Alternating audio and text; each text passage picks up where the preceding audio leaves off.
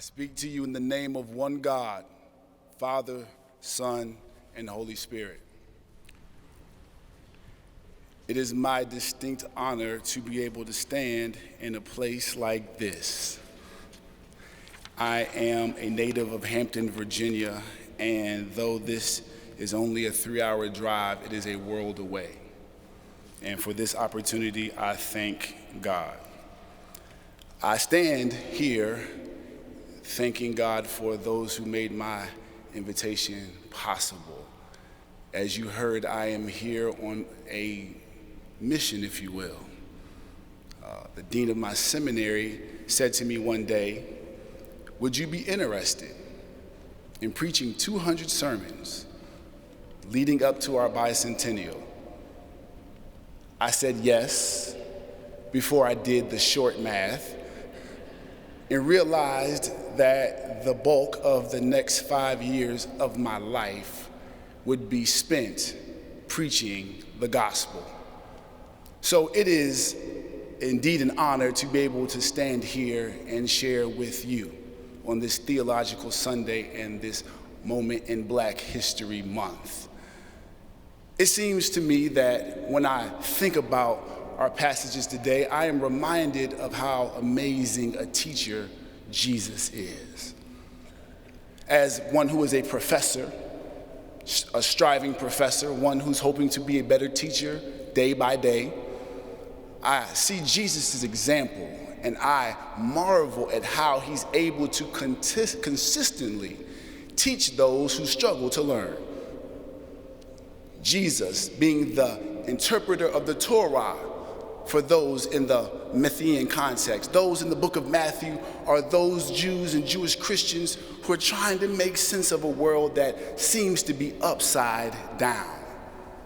How can I hold on to my faith in Jesus when I'm trying to make sense of a world that's increasingly more pagan? How can I give my veneration and love to God when it is these small gods of empire that clamor for my attention? It is these questions that have perplexed those throughout the centuries, but for those in the gospel passage today, they are hearing Jesus address the fundamental issues of the day. And the fundamental issue of the day, and if my sermon had a text or a title, it would be this. It would be distinction or destruction. Distinction or destruction. It is this paradox, this opportunity to set oneself apart, or the opportunity to assimilate into nothingness. It is Jesus who is this embodiment of salt and this embodiment of light. Jesus manifesting and being God incarnate, showing people that the light that he preaches of is yet attainable.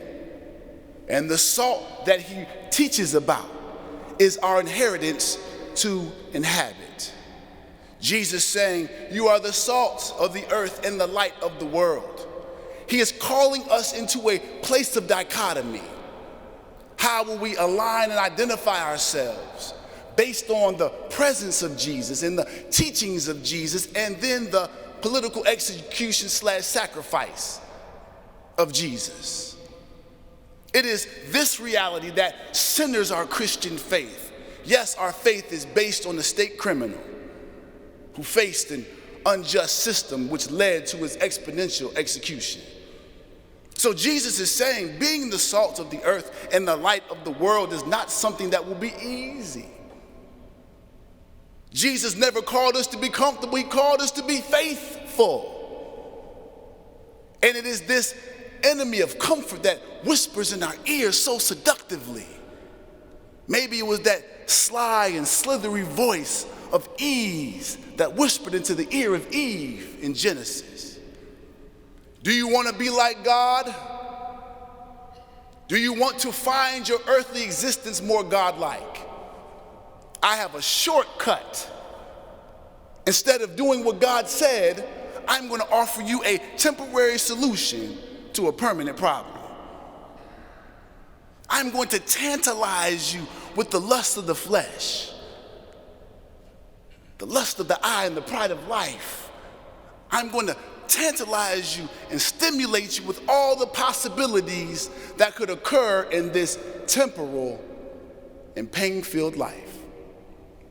This seduction was too potent and too powerful for Adam and Eve. And since then, we have been careening off the curves of our existential demise as we seek to become God, as we seek to lose our distinction, as we seek to blend into the times. Yes, we are supposed to be salt. Jesus says salt. Why salt? We take salt for granted. We have refrigerators and ways to preserve. We have other ways to share currency and to facilitate our economic system. But in that day, salt was valuable. The word salary has its roots in this word salt because that was what was distributed to soldiers as part of their pay. So if someone says, "You're not worth your salt," you know what that means. It is this salt that has value. It is this salt that gives us the reason to be able to preserve this world from its imminent decay. As we're able to try to arrest the consciousness of an age that bows itself towards the gods that God said, don't bow your head to. As we sacrifice our hard-earned money, time, and attention for things that seemingly sacrifice us up to the gods of this world. Jesus is saying, don't be caught amongst them. He's saying to them, no, you are to have distinction in order to save this world, this cosmos, this ordered way of this world functioning. This way of functioning seems to be antithetical to the gospel. Isaiah, the other reading for today, Trito Isaiah for the biblical scholars in the house, he's extending the motif that was started by Isaiah the prophet by saying that there are ways in which we are living that keeps us from the thriving that God promised. He said, I'm going to give you a test to see if our nation has passed or failed in this assessment of God's will for our lives. He said, are you oppressing the poor? Check. Are you oppressing the migrant and the immigrant? Check. Are you bowing down to other idols instead of giving me your praise and your worship? Yes. And it's because of this lack of distinction in which Isaiah, then Jesus, extols us that if we continue to hate like the world, if we continue to lust like the world, if we continue to find the ways to mediate our conversations are through violence, then we are adopting this world's way of living. Therefore, we won't find ourselves numbered amongst those in the kingdom of heaven. The kingdom of heaven is for those who find themselves tired of trying to be like something that's failing anyway. Jesus is saying this Roman Empire that you venerate, the one that causes you to lay down your morals, will soon decay like Assyria and Babylon. These temporal structures of human supremacy all find their way to the dust and decay because human beings trying to be eternal leads to existential calamity. There is something deep. Jesus says you must be the light of the world. The enemy of this world seeks to obscure light and seeks to minimize salt. We know this enemy, this ruler of this cosmos, if we go back a chapter in Matthew.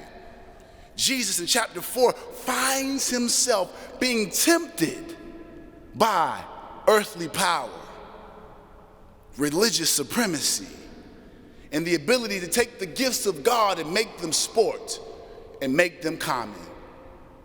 Jesus, being the master teacher, says, I am going to struggle with these lessons. I am going to tell the devil no. I am not going to bow to the evil that this cosmos orders, because to be able to succeed here is not success.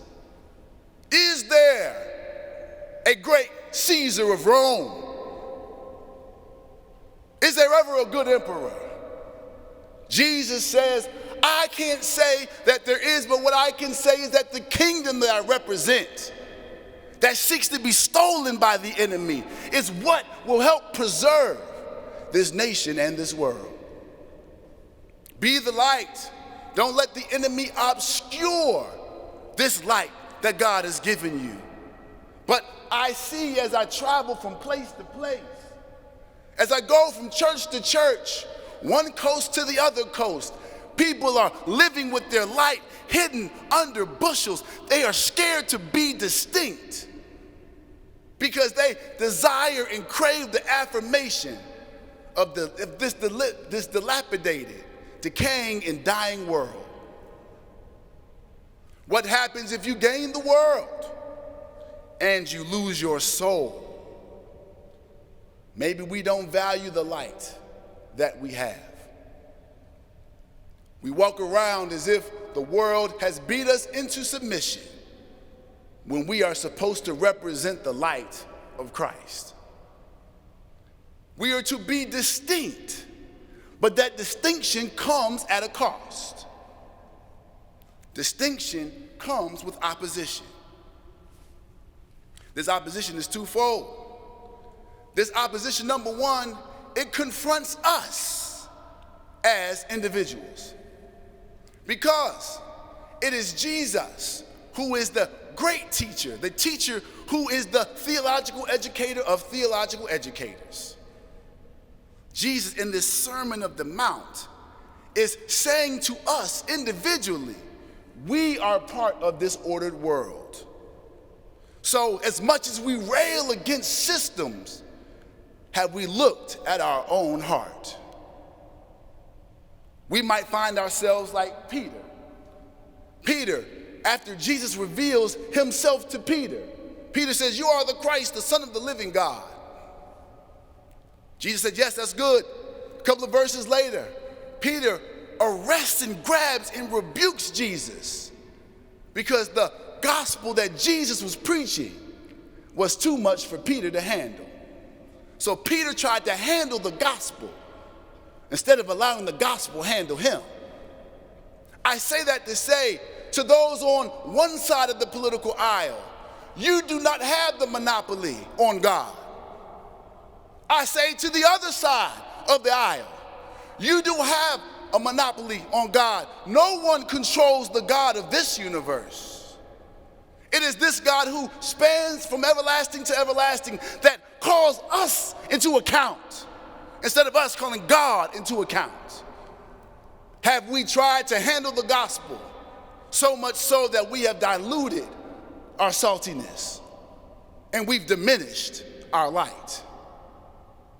Now, from time to time, I am asked questions by students that cause me deep, deep, deep thought. Thought that I can't really sleep until I look it up and figure it out. A few years back, a student was asking me as I was concluding my dissertation. The student said to me, soon to be Dr. Jefferson, what would you say motivates or animates your spiritual beliefs? He said, I know you've read a lot of books and been to a lot of places, but how would you distill the essence of your Christian life? I struggled with that, if I'm allowed to be honest. As an African-American man in America, claiming to be Christian, I feel like I'm in love with the woman who loves me every now and then. It's amazing how this country finds it convenient to honor African Americans and to give us esteem, but never provide the rights that we deserve. So I thought about that, and I thought about the people who've inspired me on this journey. Some of them have preached in this very spot. I've read their books. I've had a chance to learn some languages and travel some places, but I came back to the student the next class. I said, look, I know you're expecting something deep. I've read existentialism, and I can tell you a little bit about French. I've taken a little bit of Latin, and my Spanish is so-so. I've been able to see and do all these things, but if I had to boil it down, I would say this. If I had to say my faith was boiled down to something, I would say this little light of mine, I'm going to let it shine. That seems insignificant, but in the world of perpetual darkness, in which we live in a pyrotechnic society in which as much as our nights are emblazoned, we still live in darkness. I have chosen that the little light that I have, I am going to let it shine for the sake of the gospel, because the gospel is liberation to those who are oppressed. It is food for those who are hungry, and it is a prod for us who are too comfortable in its pews. It is this light that motivates my preaching. It is this light that should cause us to shine. The opportunity for us as a nation to be the light that we proclaim is ever before us. Will you meet God, who is already shining in the heavens, or will you continue to dim this experience called earth? I can't testify for you, but I promised God a long time ago that this little light will shine, shine, shine. Amen.